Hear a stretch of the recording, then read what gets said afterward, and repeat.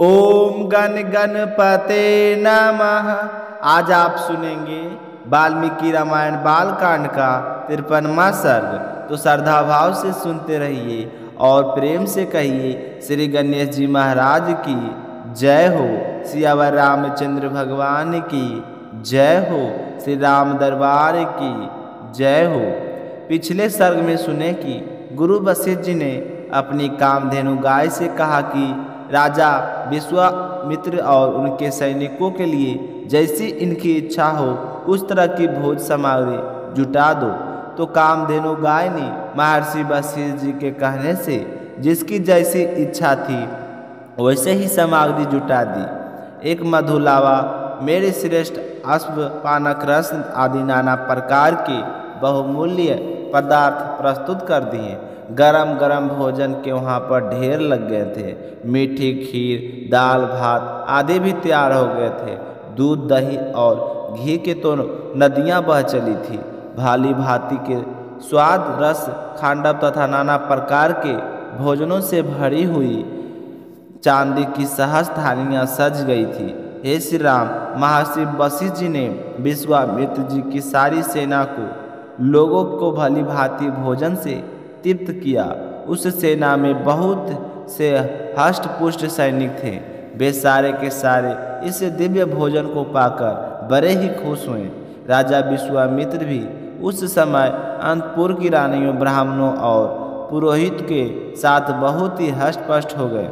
अमात्य, मंत्री और भातियों सहित पूजित होकर वे बहुत ही प्रसन्न हुए और वशिष्ठ जी इस प्रकार कहने लगे कि हे ब्राह्मण, आप स्वयं मेरे लिए पूजनीय हैं, तो भी आपने मेरा पूजन किया है, भली भांति स्वागत सत्कार किया, बातचीत करने में कुशल।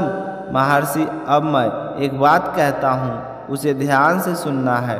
हे महर्षि, आप मुझसे 1,00,000 गौ ले लीजिए। यह पर चितकबरी कामधेनु गाय मुझे दे दीजिए, क्योंकि यह गौ रत्न रूप है और रत्न लेने का अधिकार तो राजा ही होता है। अतः हे ब्राह्मण, मेरी कही हुई बात पर गौर करके मुझे यह सबला गौ दे दीजिए, क्योंकि यह धर्मत मेरी ही वस्तु है। तो विश्वामित्र जी के ऐसा कहने पर धर्मात्मा मुनि व भगवान वशिष्ठ जी राजा को उत्तर देते हुए कहते हैं कि दुश्मनों का दमन करने वाले नरेश्वर, मैं 1,00,000 या 100 करोड़ अथवा चांदी का ढेर भी लगा दो तो उसके बदले में मैं इस सबला गौ को तुम्हें नहीं दूंगा। यह मेरे पास से अलग होने के योग नहीं है, यह तो मेरे साथ ही रहेगी। ठीक वैसे ही जैसे मनस्वी पुत्र पुरुष की अच्छी कीर्ति कभी उससे अलग नहीं रह सकती, उसी प्रकार यह सदा मेरे साथ संबंध रखने वाली सबला गाय मुझसे पृथक नहीं रह सकती। मेरा हव्य कब है और जीवन निर्वाह इसी पर निर्भर है। मेरे अग्नि, होतर, बलि, होम, स्वाहा, वस्त्र, कार और भांति भांति विद्याएं इसी कामधेनु के अधीन है। हे राजन, यह मेरा सब कुछ इस गौ के अधीन है, इसमें मेरा संशय नहीं है। मैं सच बोल रहा हूँ, यह गौ ही मेरा सब कुछ है और यही सब मुझे सब प्रकार के संतुष्ट करने वाली है। राजन, बहुत से ऐसे कारण हैं जिनके बाध्य होकर मैं यह सबला गाय आपको नहीं दे सकता। तो वशिष्ठ जी के ऐसा कहने पर बोलने में कुशल विश्वामित्र जी बहुत अधिक क्रोधित हो गए और कहने लगे कि हे मुनिवर, मैं आपको 14,000 ऐसे हाथी दे रहा हूँ जिनके कसने वाले रस्से, गले में आभूषण और अंकुश भी सोने के बने होंगे। उन सब से वे हाथी विभूषित होंगे। उत्तम व्रत का पालन करने वाले मुनीश्वर, इनके सिवा मैं आपको 800 स्वर्ण रथ प्रदान करूंगा, जिनमें शोभा के लिए सोने के घुंघरू लगे होंगे। हर एक रथ में 4-4 सफ़ेद रंग के घोड़े जूते होंगे तथा अच्छी जाति और उत्तम देश में उत्पन्न महातेजस्वी 11,000 घोड़े भी आपकी सेवा में अर्पित करूंगा। इतना ही नहीं, नाना प्रकार के रंग वाली नई अवस्था भी 1 करोड़ गांव अभी आपको दूंगा, परंतु यह गाय मुझे तो चाहिए। इसके अतिरिक्त आप जितने भी रत्न या सोना लेना चाहे मैं आपको देने के लिए तैयार हूँ, लेकिन आपकी यह चितकबरी गाय मुझे चाहिए। तो विश्वामित्र जी के ऐसा कहने पर भगवान वशिष्ठ जी कहने लगे कि राजन, मैं अपनी चितकबरी गाय तुम्हें किसी तरह नहीं दूंगा। यही गाय मेरा रत्न है, यही मेरा धन है, यही मेरा सोना चांदी है। यह गाय ही मेरा सब कुछ है और मेरा जीवन है। हे राजन, मेरे 10 पूर्णमास प्रचुर दक्षिणा वाले यज्ञ तथा भांति भांति के पुण्य कर का यह गाय है, इसी पर मेरा सब कुछ निर्भर है। हे राजन, मेरे 7 शुभ कर्मों का मूल यही है, इसमें संशय नहीं है। मैं सच बोल रहा हूँ, बहुत व्यर्थ का बात करने से क्या लाभ होने वाला है। मैं इस कामधेनु गाय को आपको कदापि नहीं दूंगा, इसमें नाराज होने की कोई बात नहीं। तो यह सुनकर विश्वामित्र जी को बहुत ही गुस्सा आया। उन्होंने तरह तरह के प्रलोभन देकर वशिष्ठ जी को गाय देने के लिए राजी किया, पर वह तैयार नहीं हुए। तब राजा विश्वामित्र जी ने सोचा कि इस गाय को तो मैं लेकर जाऊंगा, चाहे मुझे बल पूर्वक ही क्यों ना ले जाना पड़ा। तो राजा विश्वामित्र जी उस चितकबरे रंग की कामधेनु को बलपूर्वक घसीट कर ले चले गए और बेचारे वशिष्ठ जी चुपचाप खड़े खड़े देख रहे थे। अपनी गाय को इस तरह ले जाते हुए देखकर उन्हें बड़ा ही दुख हो रहा था, पर करे तो करे क्या। विश्वामित्र जी को समझाने पर के अलावा उनके पास और कोई चारा नहीं था। वह अब चुपचाप खड़े आंसू बहा रहे थे और गाय भी बहुत ही दुखी थी। विश्वामित्र जी उसे जबरदस्ती ले जा रहे थे तो वह शोकाकुल गाय मन ही मन रोने लगी, दुखी होकर विचार करने लगी। वह सोच रही थी कि क्या मेरे वशिष्ठ जी ने मुझे त्याग दिया है, तो मुझे यह विश्वामित्र जी के सिपाही क्यों ले जा रहे हैं, और विश्वामित्र जी बड़े गुस्से में दिखाई दे रहे हैं और मुझे बलपूर्वक इस तरह ले जा रहे हैं। इस तरह सोचते हुए गाय बहुत ही दुखी हुई। उसके बाद क्या हुआ यह सुनेंगे अगले सर्ग में। क्या कामधेनु गाय गुरु वशिष्ठ जी के पास वापस चली गई या फिर वशिष्ठ जी गाय को लेने के लिए पीछे आए थे? तो जानने के लिए रोजाना प्रस्तुत होने वाले सर्गों के नियम से सुनते रहिए। भगवान श्री राम आपकी सारी मनोकामनाएं पूर्ण करें। आज के लिए बस इतना ही। कल मिलेंगे अगले सर्ग के साथ। अशोक वेदा चैनल को सब्सक्राइब कीजिए और इसी के साथ एक छोटी सी कहानी और सुनेंगे, जो हर व्रत कथा और हर कहानी हर सर्ग या अध्याय के साथ में अवश्य सुननी चाहिए। अब अपने सुनेंगे लप्सी और तपसी की कहानी। इस कहानी को हर व्रत कथा के बाद में जरूर सुनना चाहिए। इस कथा को सुने बिना हमारे व्रत और पूजा पाठ का पुण्य फल नहीं मिलता।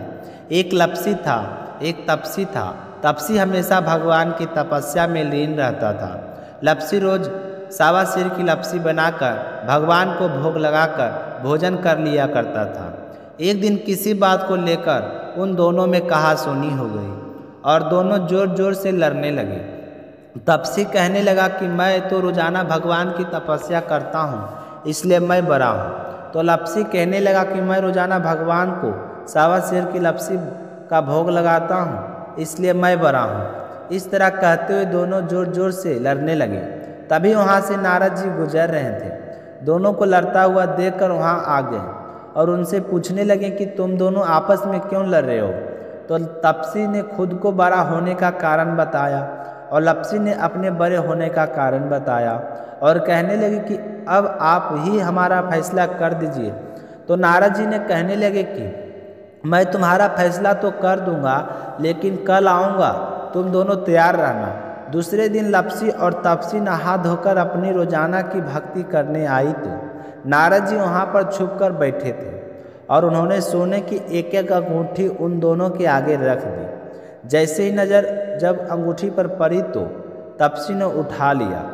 उसने चुपचाप अंगूठी को उठाया और अपने पैर को नीचे दबा ली, लेकिन लप्सी की नज़र उस अंगूठी पर पड़ी, लेकिन उसने ध्यान नहीं दिया। उसने रोजाना की तरह लप्सी बनाई और भगवान को भोग लगाया, फिर स्वयं भोजन करने लगा। तो नारद जी उन दोनों के सामने आ गए। तो देखते ही दोनों कहने लगे कि अब बताओ हम में से कौन बड़ा है। तो नारद जी कहने लगे कि लप्सी ही बड़ा है। तो यह सुनकर तपसी को बड़ा ही आश्चर्य हुआ। वह कहने लगा कि मैं कितनी कठिन तपस्या करता हूँ, फिर भी आप कह रहे हो कि लप्सी बड़ा है। तो नारद जी ने कहे कि तुम अपने स्थान से खड़े हो जाओ। तो वह खड़ा हुआ तो उसके पैर के नीचे अंगूठी दिखाई पड़ी। तो नारद जी तपसी से कहने लगा कि तपस्या करने के बाद भी तुम्हारी चोरी करने की आदत नहीं गई है, इसलिए लपसी बड़ा है, क्योंकि मैंने ही तुम दोनों के आगे सोने की एक एक अंगूठी रखी थी, तो तुमने तो देखते ही अंगूठी को उठाया और अपने पैर के नीचे दबा लिया। लपसी ने अंगूठी को देखकर भी अनदेखा कर दिया। इसका अपनी रोजाना की भक्ति में ध्यान था, इसने लपसी बनाई और भगवान को भोग लगाया, इसलिए लपसी ही बड़ा है और तुम्हें तुम्हारी कठिन तपस्या का कोई फल नहीं मिलेगा। तो यह सुनकर तपसी का अपने किए पर पछतावा हुआ और शर्मिंदा होकर नारद जी से माफ़ी मांगने लगा और कहने लगा कि महाराज मुझसे गलती हो गई है, आज से मैं कभी भी चोरी नहीं करूँगा। मुझे बताओ कि मुझे मेरी तपस्या का फल कैसे मिलेगा। मैंने तपस्या बड़े ही श्रद्धा भाव से की है।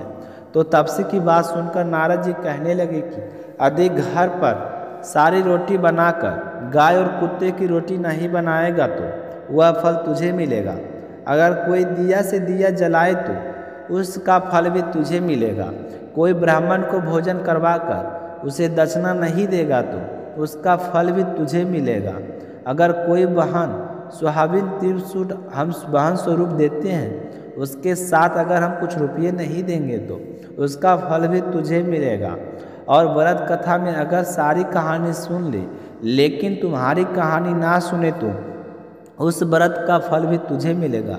तो यह सुनकर तपसी बहुत ही खुश हुआ और उसके बाद कभी भी चोरी ना करने का प्रारंभ कर लिया।